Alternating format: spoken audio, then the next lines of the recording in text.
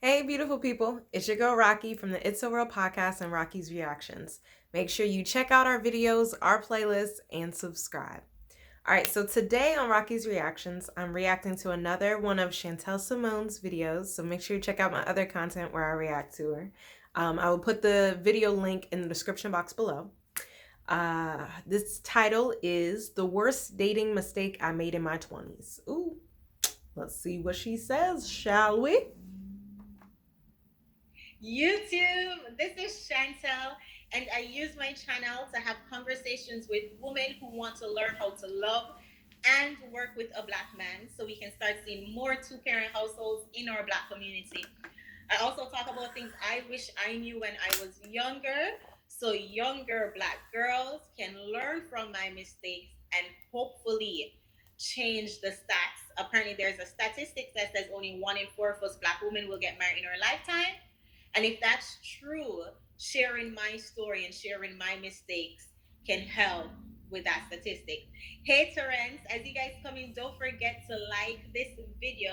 Now, pardon the video quality. I am using my cell phone, so there might be the quality might be a little different, but I just don't want to deal with any technical difficulties that I've been having. I've been having a lot of issues with my internet provider, and I'm moving soon, so it makes no sense to go through the hassle with them. I feel that. So in this video, I'm using my cell phone and my data plan.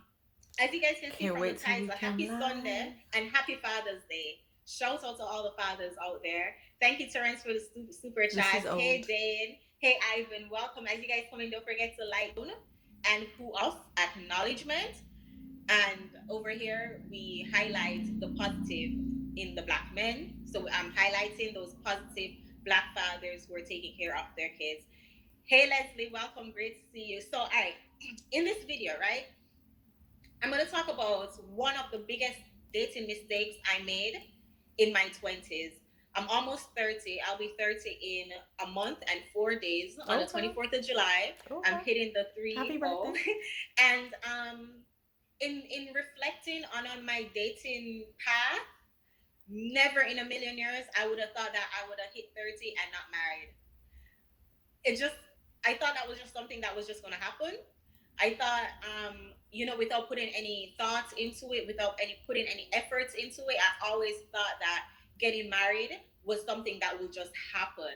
And clearly it didn't. When I say single, I mean not married. So I'm not married. And I want to use my page. I want to share my experiences to help younger girls, I find that a lot of, hey, Derek, welcome. I find that a lot of girls, I find that a lot of women refuse to tell their stories and refuse to talk about their mistakes because they don't want to seem as though, they're less valuable. As Black women, we make a lot of mistakes. For whatever reason, it's no shame, it's no shade.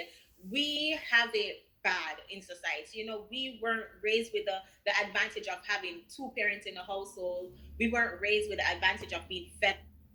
All right, so just background on me. One, my fiance just proposed, and we're getting married next year, and I will be 30 next year. So difference.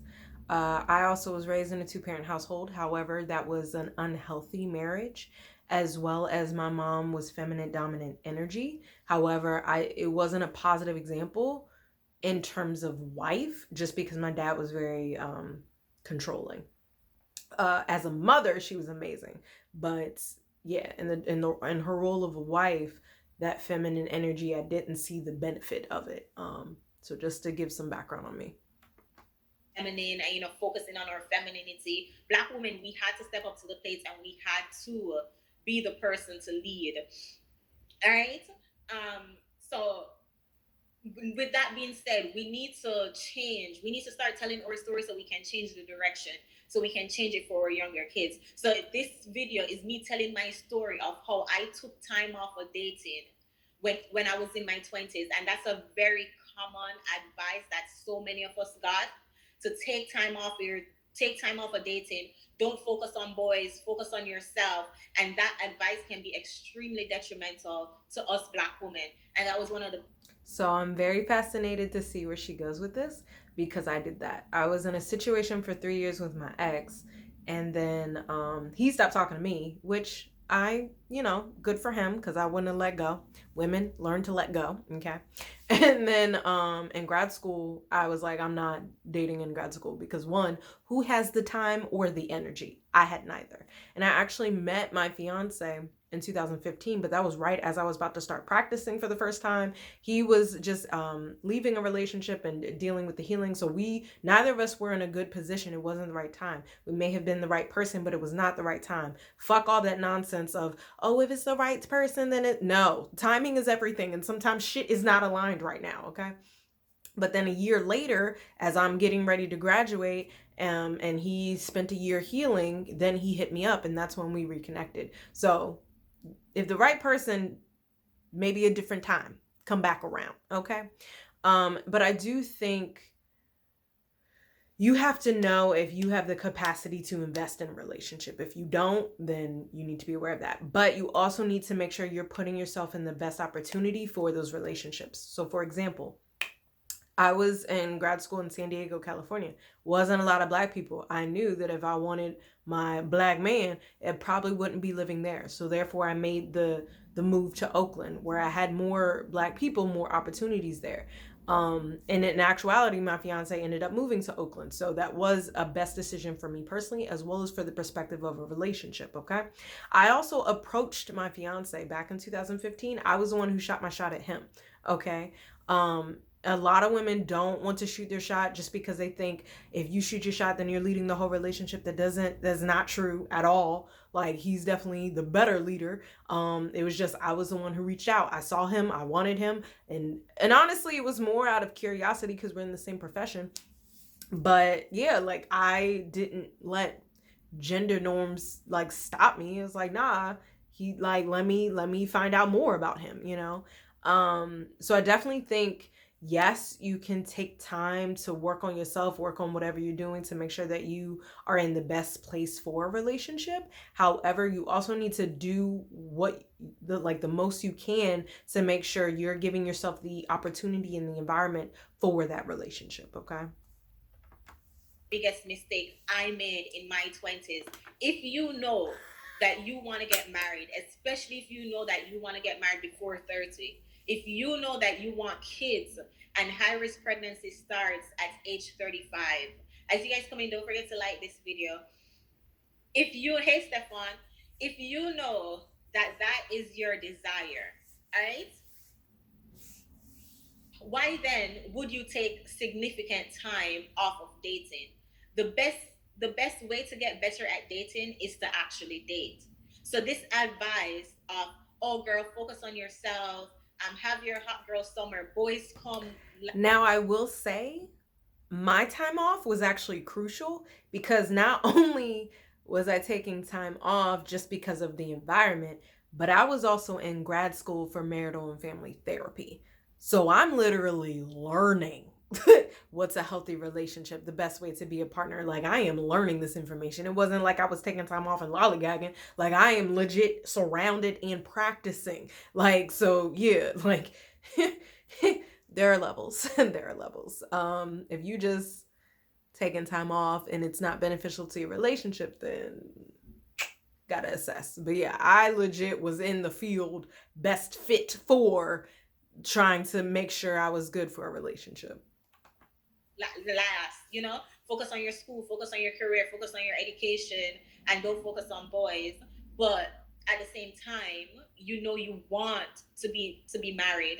It contradicts, and we need to stop, first of all, telling our young girls this. Instead of telling them to stop date and to not date, we need to help our young girls how to vet properly, because I strongly believe that that advice came from out of fear. I believe On my personal YouTube channel, Life is Rocqi, check out my Becoming a Feminine Woman series. And one of the episodes, I do talk about how I manifested my dream man, where I talk about my standards, my non-negotiables, and my core values. So check that episode out, because yeah, I put it all out there. Because yeah, decision making A lot of women struggle. I struggled with it. I was having some bad judgment calls. So I sat down with myself and I was like, let's figure this out because I need to change it up. And once I changed it up, I had a much better outcome. So yeah, vet properly. That advice came to protect us because people who probably gave us that advice probably experienced men that they couldn't depend on. They Use logic, not fear. experienced men who weren't reliable. So then, to protect us young girls, they're telling us, oh, don't date, just focus on getting your own, focus on being independent. But instead of building that fear in our young girls, and see, that's the thing. If you're going to like take space from dating, focus on having better relationships, being a better partner, vetting more properly. Like, take that time to focus on that. You can do and both some other shit, but like, if you're gonna take space, make sure if a relationship is what you want, if marriage is what you want, make sure you're taking that time to also focus on that. Contributing to the lack of two-parent households, because I mean, you're telling these young girls to not date and they're still engaging in sexual activity, so they're still getting pregnant, but you are telling, if y'all don't wrap it the fuck up, get on birth control, have testing, all of that shit, like, no, we are intentional parents, meaning there's no unplanned pregnancies, okay? The fuck? Get your hormones together. Shit. Because I for sure was having sex in grad school, and I ain't get pregnant not once, okay? them to don't date, you're telling them to don't prioritize relationships and marriage, and then that's contributing to those single parent households in the Black community. Instead of telling them to not date and instead of putting fear in them, why not teach them how to vet properly? Why not teach them how to be women, be qualified women for men who are going to provide, protect, lead, and teach? So bringing it full circle, my mistake, looking back, reflecting on my 20s, is instead of taking time off of dating to focus on myself and do whatever the hell that I did. I really don't know what I did. I just went back to school.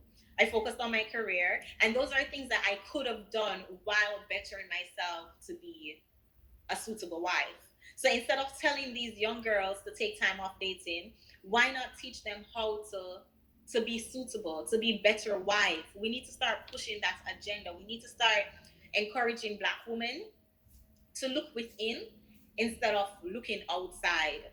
Um, Too often it's common, and I'm not attacking Black women. My banner is up. I'm not trying to bash, shame, or insult anyone, but we're talking to Black women, all right? Because we are at the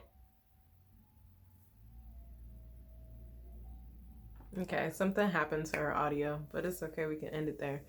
So yeah, let me know your thoughts about women who say, I'm not dating right now, I'm focusing on me, and what that actually looks like. What actions are they taking? Are they in individual therapy? And I think Oso and I were talking about it in one of the podcast episodes, and it's like, well, if majority of the therapy profession is dominated by women therapists, and women therapists aren't necessarily bringing the goal of how can I be a better partner, how can I have a healthier relationship versus let me heal the trauma, that a lot of the individual therapy is focused on, especially within my practice.